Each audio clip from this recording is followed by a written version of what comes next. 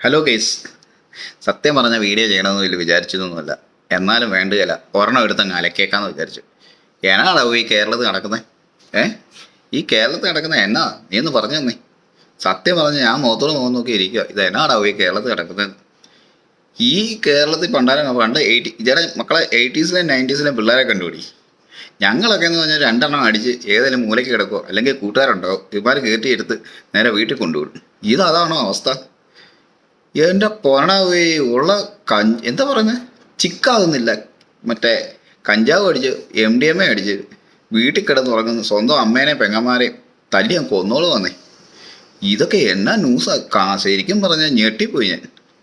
ഇതൊക്കെ കണ്ടിട്ടേ എനിക്കും രണ്ട് ആൺപിള്ളേരാന്നേ. ഇവന്മാരൊക്കെ വളർന്നു വരുമ്പോൾ പെട്ടെന്ന് ഞാൻ ഈ കഴിഞ്ഞ ദിവസം ചിന്തിച്ചാൽ എന്നാണെന്നറിയോ? ഞാൻ ഈ ഗൾഫിലാണ്. അപ്പോൾ നമ്മൾ ഈ വിദേശത്തല്ലേ, ജോലിയൊക്കെ കഴിഞ്ഞ് വീട്ടിലെങ്ങാനും ചെന്ന് കിടന്ന് ഉറങ്ങുമ്പോൾ ഈ സാമാനമൊക്കെ അടിച്ച് നമ്മളെ തല്ലിക്കൊന്നാലോ?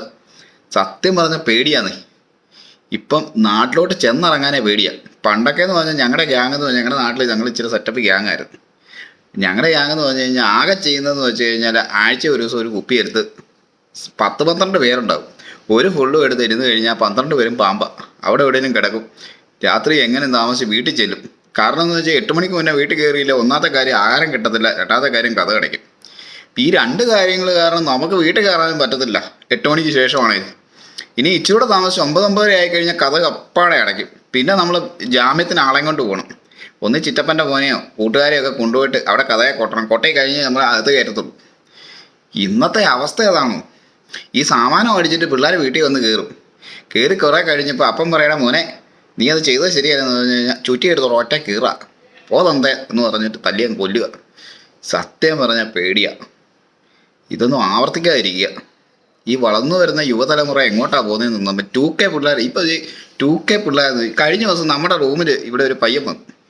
ഇപ്പം ഞാൻ പേര് പറഞ്ഞു. ഈ പയ്യൻ വന്നിട്ട് ഇവനെ എന്നോട് പറയാം, നിങ്ങളുടെയൊക്കെ വൈബ് ശരിയല്ല സുയിത്തേട്ടാന്ന് പറഞ്ഞു. ഞാൻ ചോദിച്ചാൽ എന്നാ? നമുക്ക് അങ്ങോട്ട് ഒന്നും പറ്റുന്നില്ല. നമ്മളെ വൈബ് നിങ്ങളുടെ വൈബിലേക്ക് വരുമ്പോൾ നിങ്ങളൊക്കെ തന്ത വൈബാണ്. ഞാൻ പറഞ്ഞില്ല, ഇറക്കം വേണേ ഒരെണ്ണം അടിച്ച് പൂസായി എവിടെങ്ങാനും ഇരിക്കാൻ പറഞ്ഞു. അപ്പോൾ ഇവൻ എന്നോട് പറയുക, ഇതൊക്കെ അടിച്ചാൽ എന്നാകാനാ? എനിക്ക് ചിക്കാകണം. ഇവൻ എന്നോട് പറയുക ചിക്കാകണം. എന്നെ സാമാനമാണെന്ന് ഞാൻ ചോദിച്ചപ്പോൾ പറയാം, മറ്റേതടിച്ചാൽ ചിക്കാവും, ഇതടിച്ചാൽ എന്നാ കൊണ്ടെന്ന്. എന്നാ ചെയ്യാന്ന് പറയാം. 10-22 വയസ്സേ ഉള്ളൂ, ചിക്കാകാൻ വന്നേക്കുവാ അവൻ UAE-ൽ.